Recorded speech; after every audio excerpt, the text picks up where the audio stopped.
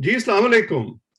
आज से हम आपके लिए वालेकुम। एक नया सिलसिला शुरू कर रहे हैं। जैसे कि मेरे पर्सनल चैनल पर भी आपने देखा, मैं जो गुफ्तगू आपसे कर रहा था, जो इंटरव्यूज आपके सामने ला रहा था, वो एक कोशिश थी कि वो गुफ्तगू जो आम तौर पर नहीं हो रही आजकल के पोलराइज्ड पॉलिटिकल एनवायरनमेंट में, और वो पोलराइजेशन आपको मीडिया में भी नजर आ रही है, उससे हटकर एक ऐसी गुफ्तगू की जाए जिसमें किसी एक तरफ का बायस ना हो और हकीकत आपके सामने लाने की कोशिश की जाए।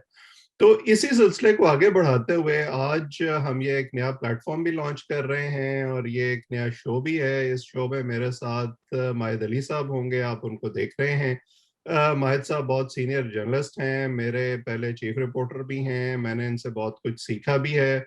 तो हम दोनों मिलकर ये कोशिश करेंगे कि रेगुलरली हम आपके सामने इस तरह की चीजें लाते रहें जो पसे पर्दा हो रही हैं, और शायद आजकल के माहौल में मेन स्ट्रीम मीडिया पर उतना सच बोलना मुमकिन नहीं है, लेकिन उसका जानना लोगों का हक है। तो माहिद साहब, आपका बहुत बहुत शुक्रिया कि आपने आज वक्त दिया। आप कुछ कहेंगे इस बारे में जो मैंने तमहीद बांधी है? पहले तो वालेकुम सलाम।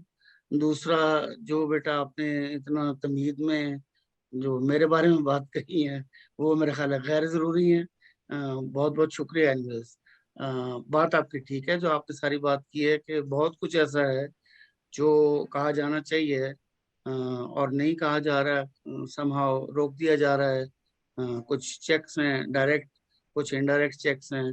और बाकी अब सोशल मीडिया पे भी वो कर्व के लिए कोशिश कर रहे हैं। तो ये प्लेटफॉर्म मेरा ख्याल है बहुत अच्छा साबित होगा अगर हम हमारे पास अच्छा मवाद हो लोगों तक पहुंचाने के लिए। मेरी नज़र में हालात हाजरा पे काम करते रहना और चीज़ों को समझने की कोशिश करना, और मतलब पहुंचा देना उनको लोगों तक जो आपकी समझ में आ रहा है, वो सच्चाई के साथ। मेरा ख्याल है जिहाद है आजकल तो। मगर ये कि बड़ा मुश्किल है ये काम, क्योंकि बहुत सारी सच्चाई हम तक पहुंच नहीं सक रही।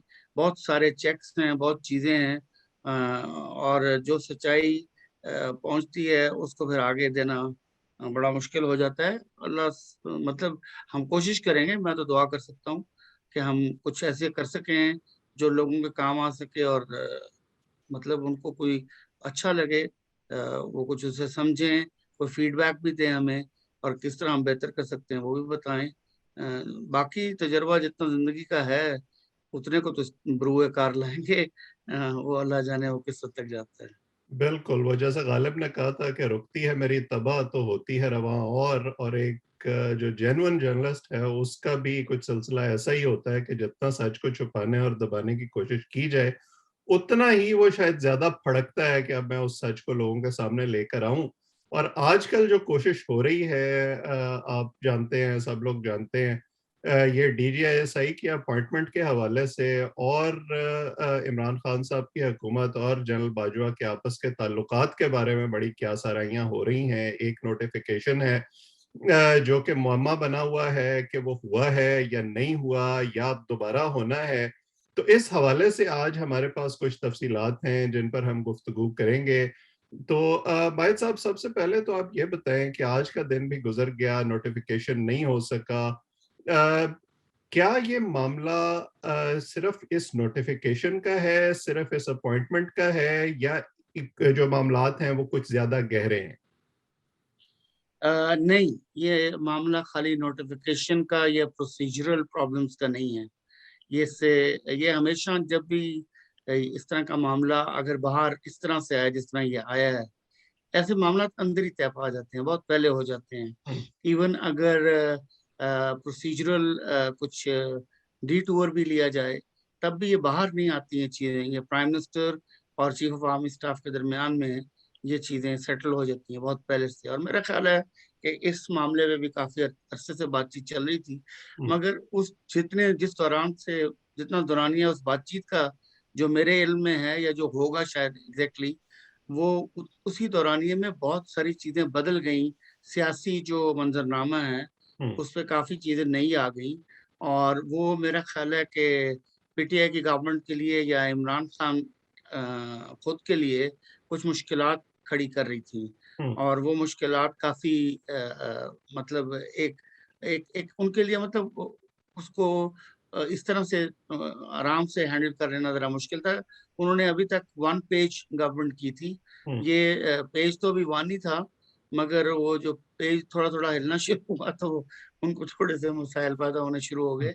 और जो उनका स्कीम ऑफ थिंग्स थी फॉर फ्यूचर, के उन्होंने 2022 और 23 से पहले, मतलब जो इस दौरानिए में उन्होंने जो कुछ करना था, जो उन्होंने प्लान किया हुआ था, या हम्म। उनके जो प्लानर्स हैं उन्होंने, आप तो खैर वो इतना नहीं सोचते होंगे शायद, मैंने वो मुश्किल ही लगता है, इतना सोचना उनके लिए मुश्किल है, मगर जो कुछ उन्होंने प्लान किया हुआ था उसमें थोड़ी सी चेंज आई है। कुछ इंटरनल फैक्टर्स ही अभी तक तो नजर आ रहे हैं। एक्सटर्नली आज एक मुलाकात हुई है किसी यूएस डिग्निटरी से, मरियम नवाज की, तो एक्टिंग वो चार्ज अफेयर्स से मुलाकात हुई है। या चाइल्ड अफेयर से मुलाकात हुई है। तो मैं उसको खैर बहुत सीरियसली इस पैराए में नहीं देखूंगा, इस बैकड्रॉप में मैं नहीं देखूंगा उसको बहुत सीरियस, मगर जाहिर है अगर हुई है तो फिर इम्पोर्टेंस तो उसकी है। देखें, पर ये तो हम सब जानते हैं ना कि एनवॉयस जो हैं वो पॉलिटिकल लीडर्स से मुलाकातें करते रहते हैं, वो हालात का जायजा भी लेने की कोशिश करते हैं, एक रेपो भी बनाते हैं। इमरान खान साहब जब अपोजिशन में थे उनसे भी मुलाकातें हुआ करती थी। जो हुकूमत ये पोर्ट्रे कर रही है कि शायद कोई जॉब एप्लीकेशन दी है मरियम नवाज ने अमेरिका को, वो तो शायद इतना सही नहीं है। लेकिन इससे ये तासुर मेरा ख्याल है जरूर मिलता है कि जो पीएमएलएन के सर्कल्स में ये बात है कि अब पार्टी की कमांड मरियम नवाज के हाथ में है एक तरह से, जो बैरूनी ताकतें हैं उन्होंने भी अब एक सीरियस पॉलिटिकल प्लेयर के तौर पे मरियम को देखना शुरू कर दिया है।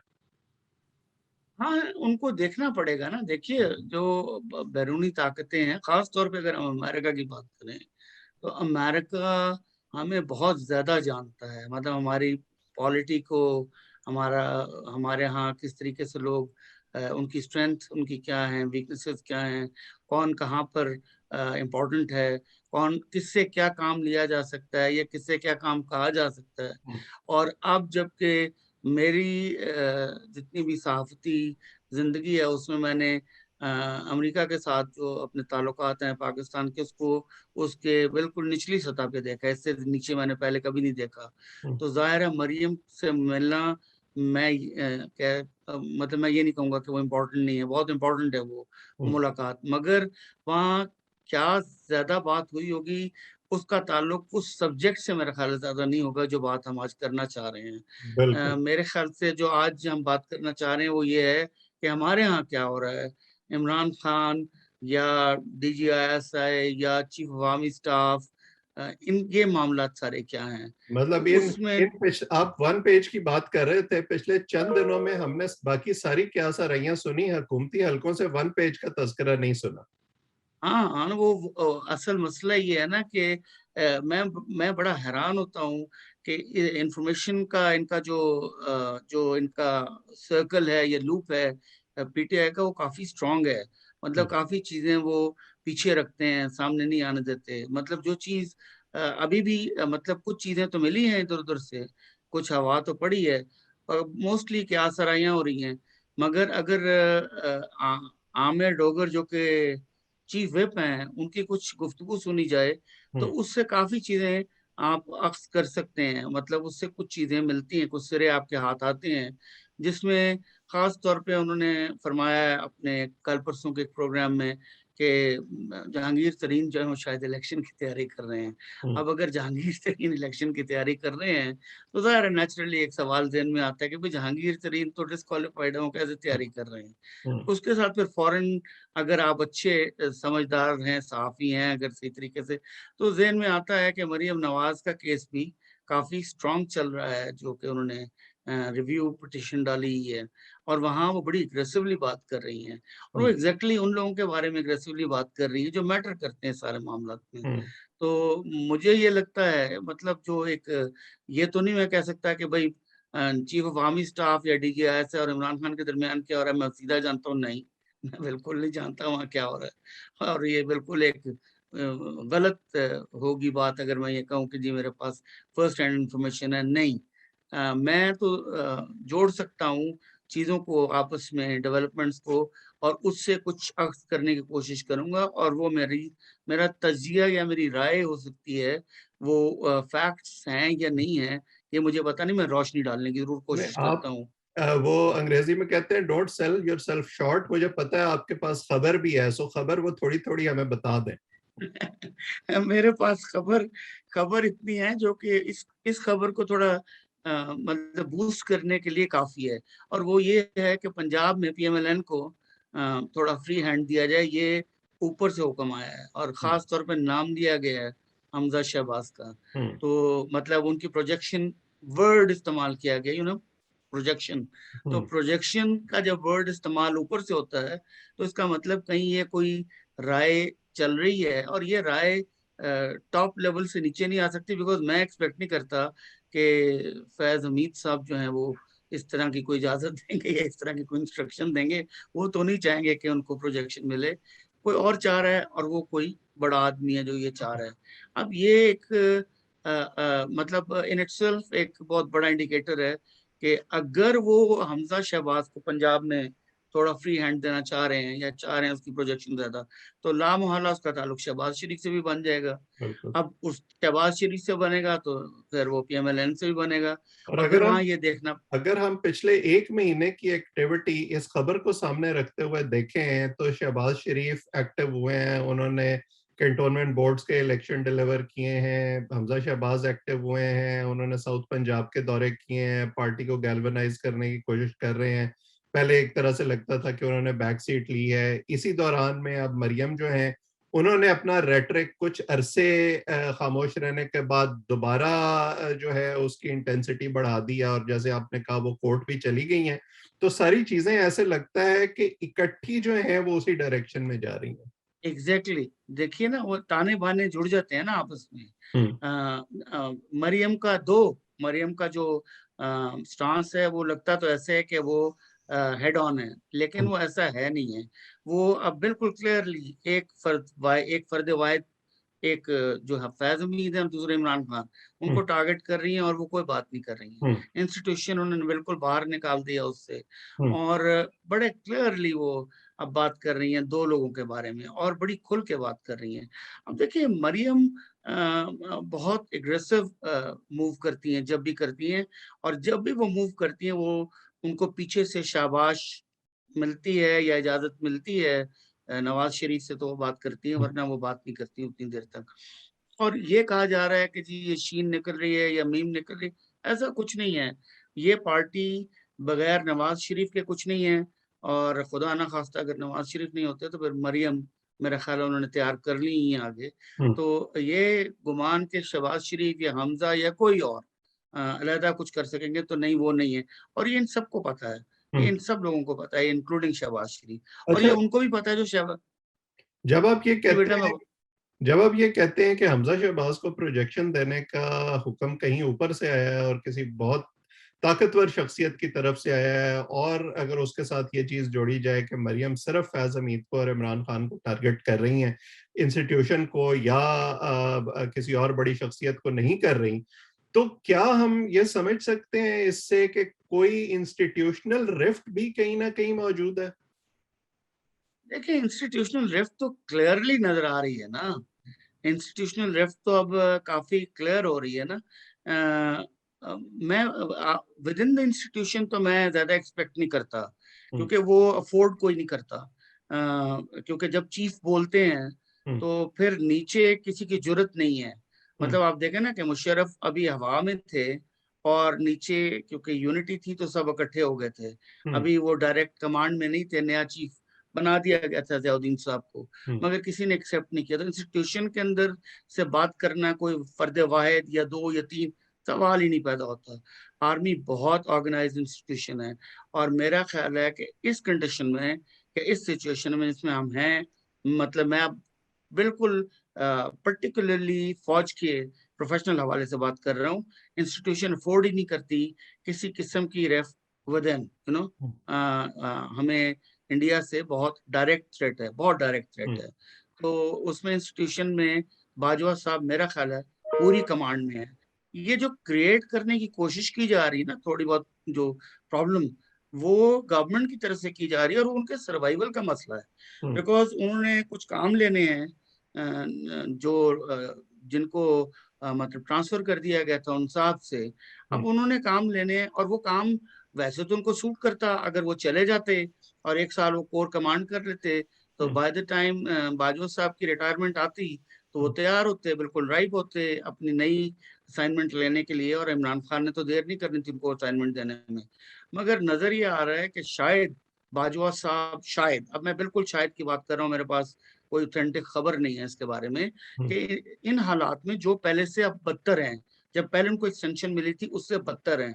मतलब तालिबान का रिसर्जेंस हुआ है और बड़ा खौफनाक रिसर्जेंस हुआ है। फिर टीटीपी की थ्रेट्स डायरेक्ट आ रही हैं कि जी आप शरीयत नाफिज करें वरना हमारी आपसे लड़ाई है। इंडिया हमें डायरेक्ट थ्रेट दे रहा है गिलगित बल्तिस्तान के लिए। मतलब हमारे हालात कुछ अच्छे नहीं है, हमारे इर्द गिर्द हालात कुछ बेहतर नहीं है हमारे दिफाई लिहाज से। तो हम्म। उसमें बाजवा साहब की एक साल की एक्सटेंशन एक इम्पोर्टेंस बन जाती है, उसकी एक बड़ी सिग्निफिकेंस बन जाती है।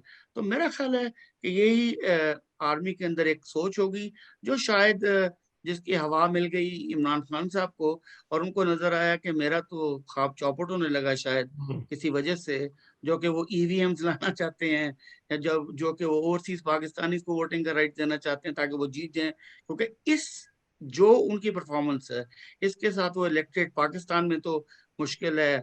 मतलब बहुत थोड़े इलेक्टेड्स होंगे, मतलब जहां मैं ये समझू कॉन्स्टिट्यूंसीज होंगी जहां पर वो कुछ कर सकते हैं, वरना बड़ा बुरा हाल है उनका।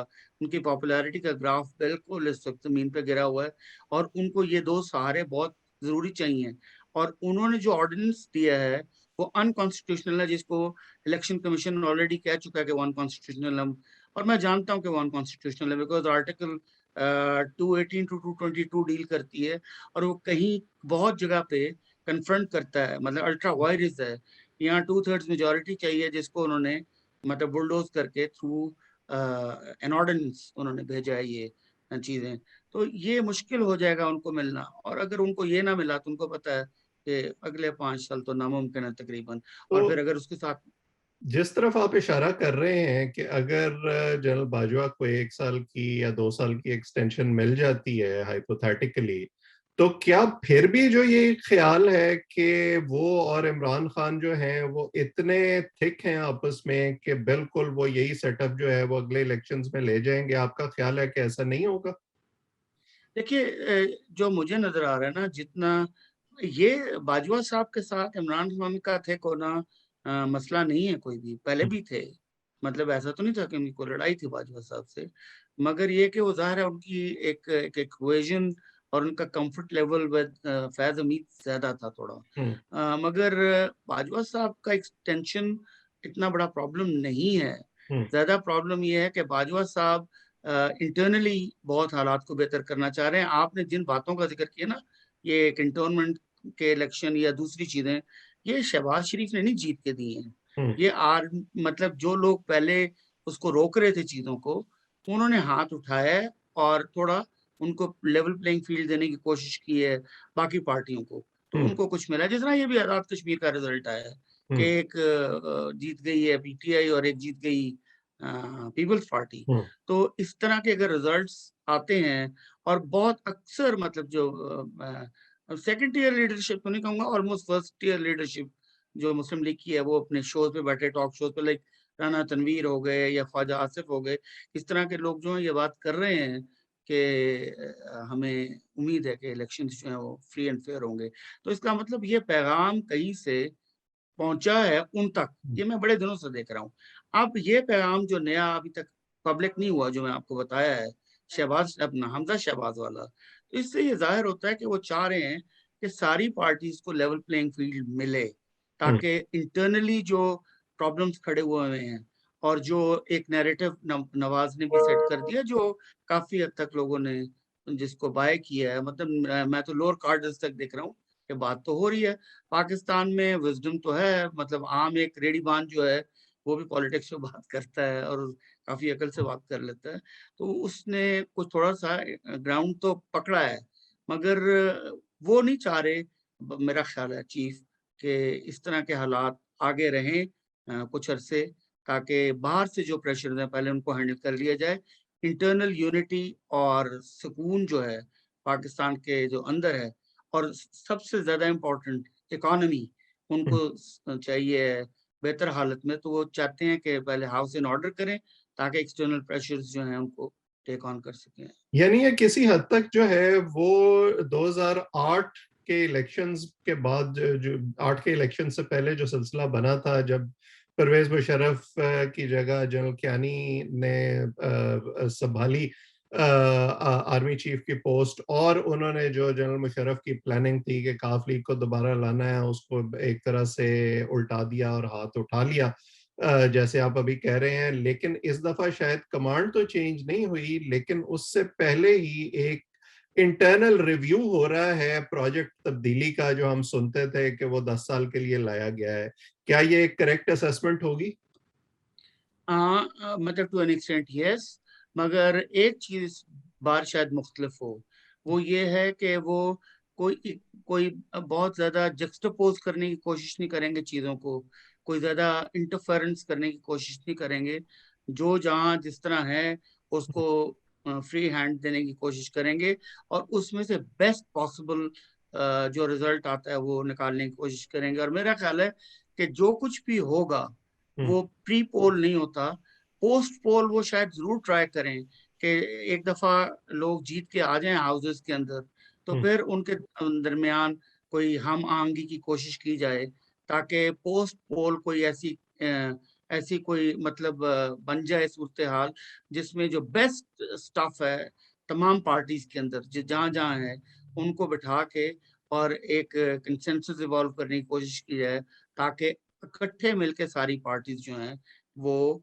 बाहर के जो प्रेशर्स हैं उनको हैंडल कर सकें, और अपनी अपनी मतलब जो उनकी रिस्पेक्टिव डोमेन्स हैं, लाइक कॉमर्स हो गई, फाइनेंस हो गई, एक्सटर्नल अफेयर्स हो गया, या बाकी आप जिस तरह समझती हैं गवर्नमेंट फंक्शन करती है, वहाँ बेस्ट लोग चुने जाएं और कंसेंसस से काम किया जाए, और सूबों और फेडरेशन के दरमियान में किसी किस्म का कोई मसला ना हो। मुझे इसीलिए लग रहा है इसीलिए शहबाज शरीफ साहब बार बार नेशनल गवर्नमेंट की बात करते हैं। मेरा ख्याल है शहबाज शरीफ अच्छी बात कर रहे हैं।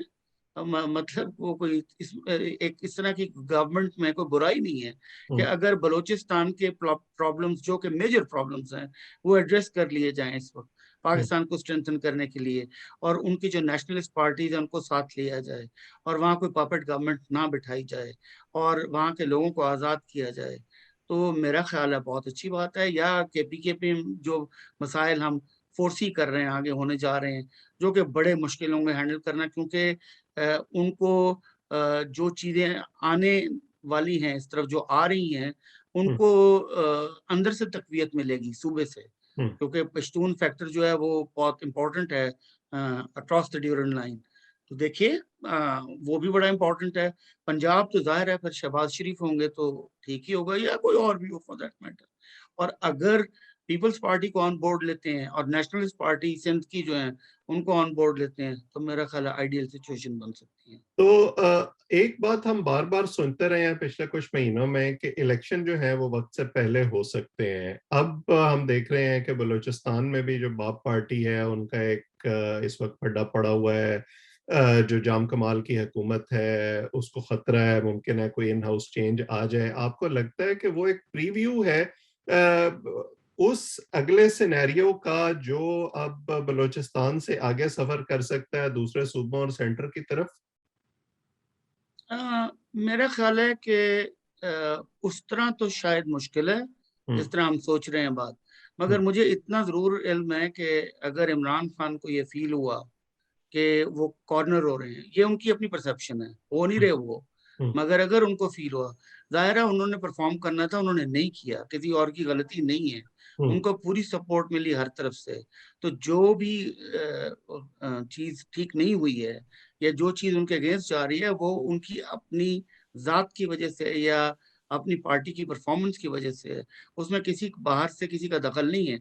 मैंने इस तरह का हाल कभी भी नहीं देखा कि इतनी इनइफेक्टिव ऑपोजिशन हो हम्म। और इतनी प्रो इस्टेब्लिशमेंट हो आपकी, और उसके बावजूद आप नैब के साथ मैच करके चीजें अपनी ब्यूरोक्रेसी का जो है वो उनका हाथ उनके बांध दें, या आप इन्वेस्टर्स का हाथ बांध दें, या आप जितने लोग कंट्रीब्यूट कर सकते हैं towards the progress of the country उनके लिए प्रॉब्लम क्रिएट कर दें। तो आपने तो खुद किया है ना। और हम्म। एक नैरेटिव सेट करने के लिए जिसके वैसे ही सर पांव कोई नहीं है, कि आपने अपने बंदों को तो किसी को नहीं छेड़ा, हम्म। जिन्होंने इतनी बड़ी करप्शंस कर ली या जो निकल गए इतने बड़े स्कैम्स करके। आप माफिया माफिया कहते रहे।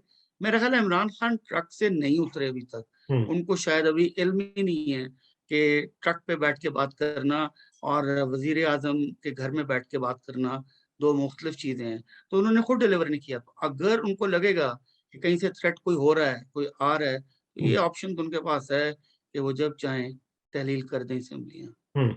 तो आपकी जो तज्जिया नुमा खबर है उससे हमें देखने वालों ने यह अंदाजा तो अब तक लगा लिया होगा कि चीजें पीटीआई के लिए उतनी स्मूथ नहीं है जितना उनका ख्याल था, और आइंदा का इलेक्शन जो है वो एक ओपन फील्ड होगा। और दूसरी तरफ जो हाइब्रिड हुकूमत थी वो शायद उतनी हाइब्रिड अब नहीं रही, उनमें तेल पानी की कुछ ना कुछ कमी होती जा रही है। तो अब वापस आ जाते हैं ये जो अभी अपॉइंटमेंट का इशू है डीजीआईएसआई का। अ, आखिर में आप मुझे ये बता दें कि आपकी असेसमेंट में फर्ज करें कि इस पर कोई कंसेंसस हो जाता है, अगले 1 2 3 दिन में और नोटिफिकेशन इशू हो जाता है, तो जिस अनईज की हम बात कर रहे हैं, एक माइल्ड लफ्ज इस्तेमाल कर लेते हैं सिविल और मिलिट्री एस्टेब्लिशमेंट में, क्या ये ज़ाइल हो जाएगी या ये मजीद बढ़ती रहेगी इसके बाद भी? देखिए, मैंने आज तक अपनी जिंदगी में कभी भी चीफ ऑफ आर्मी स्टाफ, मतलब बारिंग अ फ्यू एक्सेप्शंस, वो जनरल गोल थे भुट्टो साहब के जमाने में, तो उनको भेज दिया था बाय रोड भुट्टो साहब ने। वो एक और जमाना था, भुट्टो साहब का एक और अरूज था, और भुट्टो साहब की कैरिज्मा था, एक पर्सनालिटी थी। आर्मी, या फिर जहांगीर करामत साहब का जमाना था जहां वो कन्फ्रंट हुए तो उन्होंने छोड़ दिया, डिसेंट आदमी थे। मगर आर्मी चीफ किसी भी इक्वेशन में अगर आ जाते हैं, इस तरह की पोजीशन में आ जाते हैं, मतलब जहां पर कोई कंट्रोवर्सी खड़ी हो जाती है, तो मैंने ना तो देखा कभी उनको पीछे हटते हुए या गिरते हुए या छोड़ते हुए उस चीज को, और ना ही मैं समझता हूँ ये होना चाहिए। क्योंकि आर्मी चीफ एक ऐसा ऑफिसर है जिसकी एक सेंट्रिटी है। राइट और रॉन्ग मैं उसमें नहीं जाऊंगा। हम्म। इस सिचुएशन में मैं नहीं समझता कि आर्मी चीफ पीछे हट सकते हैं, क्योंकि उनके पीछे हटने का मतलब ये है कि फिर एक क्योस है बहुत बड़ा हम्म। उसके बाद। क्योंकि उसके बाद फिर एक मतलब मैं इसको खैर सोचना भी नहीं समझ, मैं मेरे ख्याल में इसकी पॉसिबिलिटी है ही नहीं। मतलब हम्म। 1% भी नहीं मैं पॉसिबिलिटी समझता। जहां मेंट करनी पड़ेंगी वेज, वो इमरान खान साहब ही हैं। और अगर उनको साथ चलना है, अपना टाइम पूरा करना है टेन्योर का, तो उनको ही मतलब पीछे हटना पड़ेगा। और खाली पीछे नहीं हटना पड़ेगा, उनको वो सारी बातें भी देखनी पड़ेंगी जिस वजह से ये प्रॉब्लम क्रिएट हुआ है। हम्म। मतलब ये नहीं होगा कि खाली फैज उमीद साहब जाके ज्वाइन करेंगे अपनी पोस्ट जहाँ पर उन्होंने जाना है और नदीम साहब आ जाएंगे DGISI। नहीं, ये तो एक प्रोसीजरल चीज है ना, ये तो हो ही होगी। मगर जिस वजह से ये सारा कुछ इमरान खान ने खड़ा किया है, ये तूफान जो खड़ा हुआ है, गलती जो की है, वो भी ठीक होंगी। यानी कि फेयर या लेवल प्लेइंग फील्ड मेरा ख्याल है कि मिलेगी सारी पार्टीज को। नॉट, मैंने ऑपोजिशन नहीं करा, सारी इंक्लूडिंग PTI। और हम्म। हो सकता है थोड़ी बहुत मिडलिंग शायद हो। मैंने कहा मुझे चांस लगता है कि प्री तो शायद मुश्किल कम हो जाएगा, पोस्ट पोल हम्म। कोशिश करेगी फौज के वो थोड़ा बहुत इनको मतलब एक ऐसे जिस पेज पे उन्होंने इमरान को खाली रखा था उस हम्म। पे बाकियों को भी ले आए, हम्म। ताकि बाकी जिनके गिले शिकवे हैं वो डायरेक्ट बात कर सकें। मतलब अगर मैंगल साहब की पार्टी को हैं या ANP को हैं या दावड़ साहब की पार्टी को हैं, या जहाँ जहाँ भी प्रॉब्लम्स हैं, वो बड़ी इंपॉर्टेंट है। एक चीज बड़ी इंपॉर्टेंट रह गई, वो थी कि इस वक्त तो मतलब मौलाना जो है हमारे फजल रहमान साहब, हम्म। वो मीडिएट कर रहे हैं, काफी हद तक मदद कर रहे हैं, हुकूमत के साथ मिलकर कोशिश कर रहे हैं कि जो तालिबान के साथ ताल्लुकात हैं उनको मैनेज किया जाए। तो हुँ, अगर मौलाना भी अपना रोल प्ले करते हैं, जिनकी काफ़ी रिप्रेजेंटेशन है एनडब्ल्यूएफपी में, और समीउल हक के बाद साहब के बाद तो हुँ, और उनकी सिग्निफिकेंस बढ़ गई है, और हुँ, उनकी बलूचिस्तान में भी है।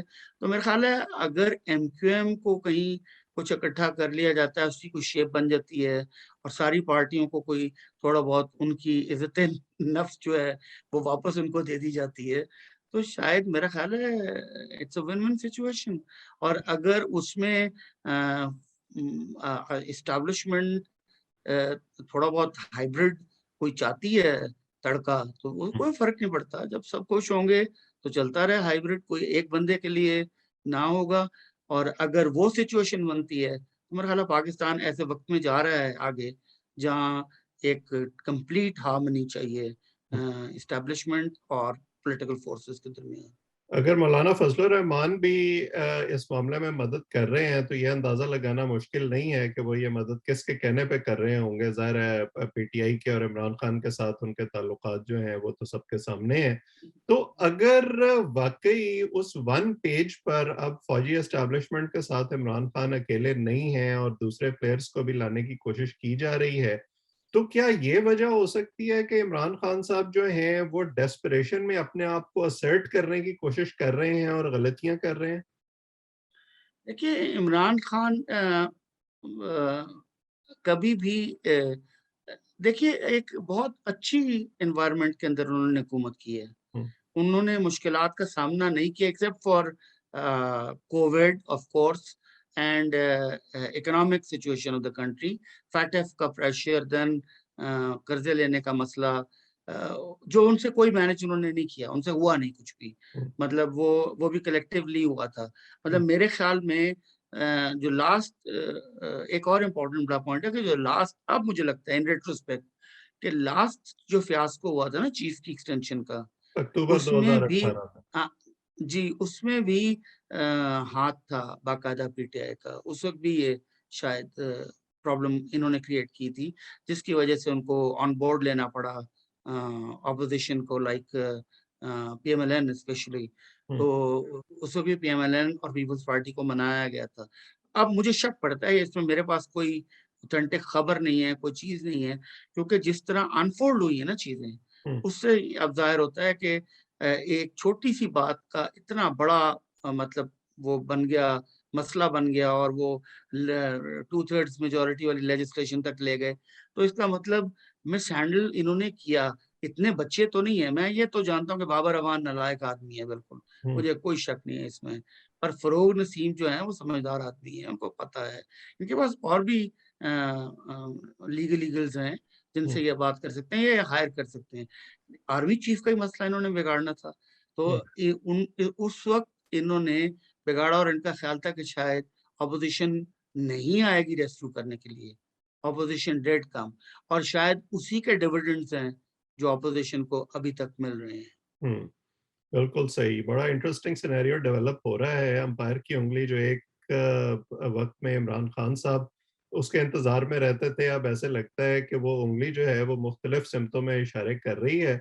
आगे क्या होता है ये हम गुफ्तगू जारी रखेंगे। आज आपके वक़्त का बहुत शुक्रिया। जो लोग इसको देख रहे हैं, अगर आप चाहें तो इस चैनल को सब्सक्राइब करें ताकि ये गुफ्तगू आइंदा भी आप तक पहुँचती रहे। आप सबका बहुत-बहुत शुक्रिया।